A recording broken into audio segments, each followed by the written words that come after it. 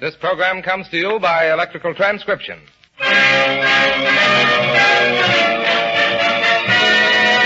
The Treasury Star Parade. With Frederick March and Arnold Moss in an adaptation from one of the best pictures of the year, The Invaders, with a special musical score conducted by Al Goodman, produced by William A. Beecher. Many bonds today. Bonds of freedom is what we're selling. Many bonds today. This is Frederick March, ladies and gentlemen, in another of the new series of programs brought to you by the Treasury Department. Today, we bring you a few scenes from a new picture, part of which was made in England, part in Canada, and part in this country. It's a story that might have taken place anywhere in the world today, where there is still a democratic way of life. Its message is so significant and so timely, its characters so vivid, its settings of such stark realism that we forbore adding any production frills. We have made no attempt to make a complete story of it. We have taken just a few of the scenes from one sequence of the motion picture, strung them together, and the result, well, you shall see. Late in the spring of 1941, a submarine crept into the Hudson Bay, torpedoed and sank an unarmed freighter, and attacked the inhabitants of a nearby trading post. The submarine itself was discovered and bombed, but 7 of the crew escaped, disguised themselves, and made a long trek southward into Canada, leaving a trail of blood and death behind them wherever they passed. Eventually, they arrived at a settlement of 114 Hutterites, mostly Germans who had come to Canada and settled to find peace and security and freedom of worship. The 7 were taken in and fed, offered a place to stay and work if they liked.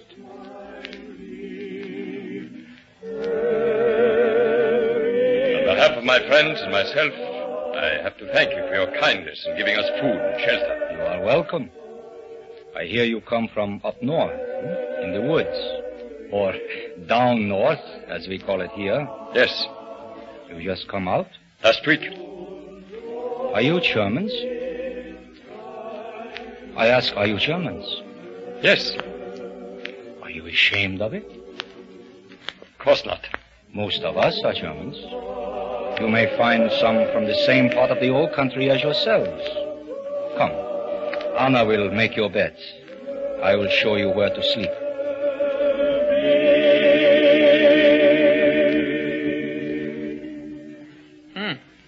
That's what I call a busy girl. That's nothing. I make 14 beds every night. That's a lot of work. You see, we have a lot of men who have no mothers and who aren't married yet. So somebody has to make their beds. Where do you sleep? In Peter's house. In Peter's house? But I don't make the bed for him. For Peter. Why not? Because he has a mother to look after him. Haven't you a mother? No. She was drowned. Drowned? Our ship was sunk. Torpedoed? I think so. Oh, don't you know what the epic explosion? Shut up, Krebs. You and your questions. Don't answer, Anna. Run along now. Good night. Chins up. Good night.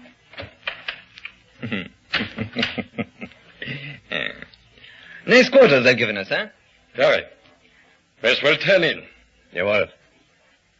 Do you think these people are friendly, Hollerton? Friendly? Yes, Vogel. But you saw how their leader tried to draw us out. Are you Germans? Are you ashamed of being Germans? That, in a country with which we are at war. There can be only one answer to that. Our agents have done their work well. Yes. This religion may be nothing but a cover. I bet they sing the Horst Wessel song better than hymns. We should see that tomorrow at this meeting they're going to have. Heil Hitler. Heil Hitler. Who knows? Perhaps one day the story of our adventures will all be written in a book. In a few years' time, it may be the basis of compulsory lectures to the Hitler youth. Yeah. The ships we sank with women and children aboard. The lifeboats we shelled. We were good at that. We did to the Eskimos at the post. The unarmed men we shot in the back. You forget, Vogel. We are at war. We can't expect to win without the methods of total warfare. Men, women, and children, they're all our enemies and must be treated as such. Did you never read what Bismarck said? Leave them only their eyes to weep with. Leave them only their eyes to weep with. Did he say that? Those were his actual words in the War of 1870.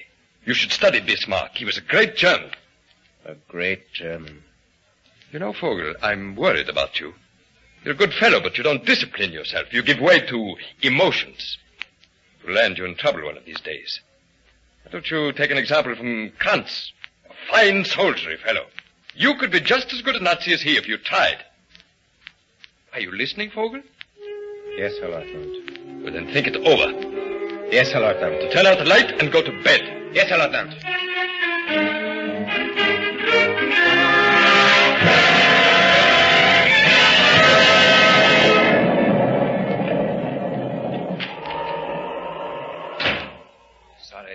Sorry I'm late for the meeting, Peter. Is everybody here? There's an electric storm playing all around us, frightening the animals and chickens. Move over, Philip. How are you, Anna? Andreas. Huh? One of our guests was speaking. Oh, good. As I was about to say, you have one clear choice. Where there is a question of blood, where one is governed by the deepest of racial instincts, then every other consideration is swept aside. There is a new wind blowing from the east. A great storm coming across the sea. A hurricane which will sweep aside all the old, outmoded ways of life and mark the beginning of a new order, not only for Europe, but for the whole world. Let those beware who would have the temerity to stand in its way. They will go down before its irresistible impulse and be crushed out of existence. What are you talking about, friend? I am talking of the greatest idea in history, the supremacy of the Nordic race, the German people. I am talking of the being whose name I am certain lives in every heart, whose name hangs on all of our lips, whether we can shout it to the world or only whisper it in one another's ears. Germans, brothers, I ask you to join with me in paying homage to our glorious Führer. Heil Hitler! Heil Hitler!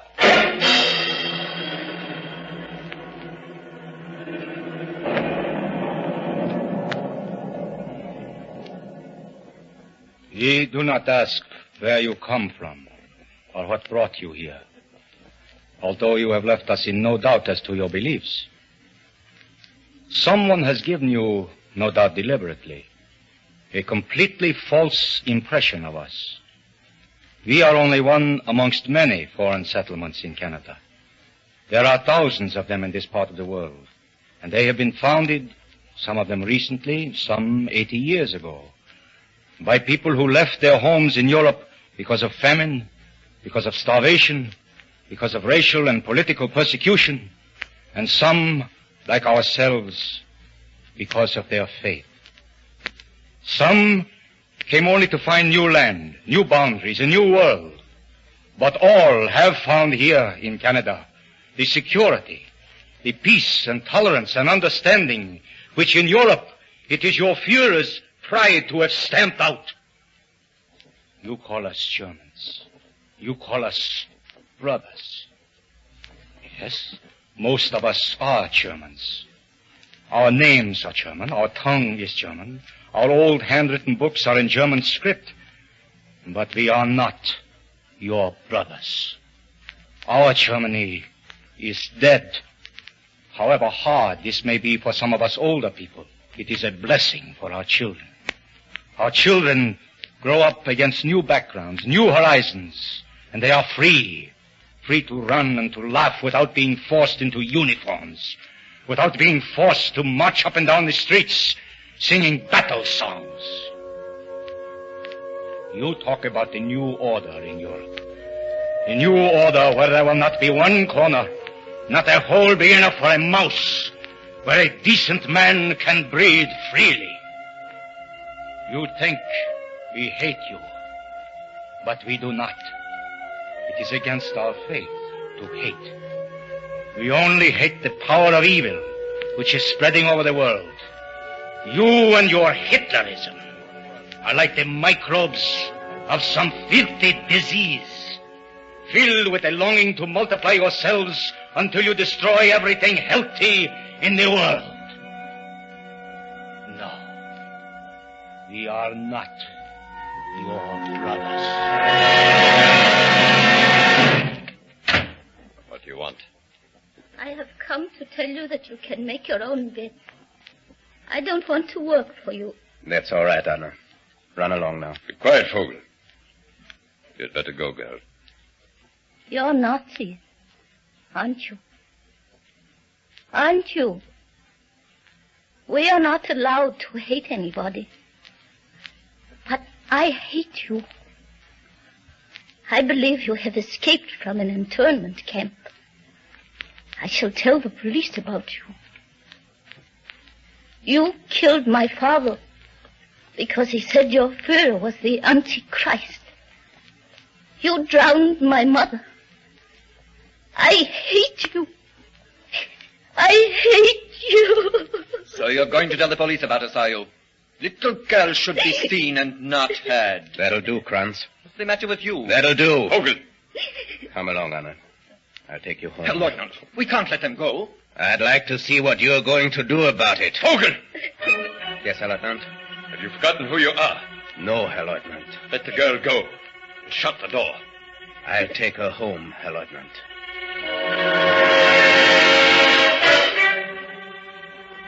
Engine room artificer Vogel, you're under arrest. You're accused of desertion and treachery to the Third Reich. In the absence of a properly constituted court, I assume authority as your superior officer and sentence you to death. The sentence will be carried out immediately. In the name of the Führer. Have you anything to say? Yes, Herr Lieutenant. I should have liked to stay here. Being with these people has made me feel like it used to be at home. 7 years ago, before everything changed, I'd almost forgotten what it was like, living quiet, doing my real work. This life I live seems to have no sense to it anymore. Go on. Go on, Herr Lieutenant. You can kill me. You can go on and on killing people like me. But remember this, you and your kind. You cannot kill all the goodness in people. The kindness. The gentleness. The right to hold a prayer book in our hands when we die. The right to look on his face when we die. And be greeted as brother.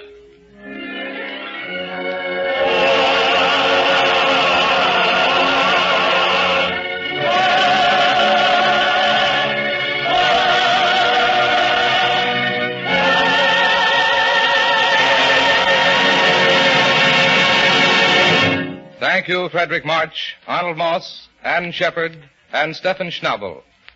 Today, now we are meeting the supreme test of whether democracy and the American way of life can survive or deserves to survive. It's up to us. What will be the answer? Here is one. Buy United States savings bonds and stamps. Buy them. Buy them from your grocer. Buy them from your department store, your bank, your drugstore, your post office. Get the habit.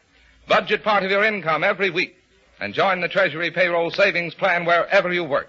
Savings bonds and stamps are your way of investing in America. It's your country. Keep it yours. The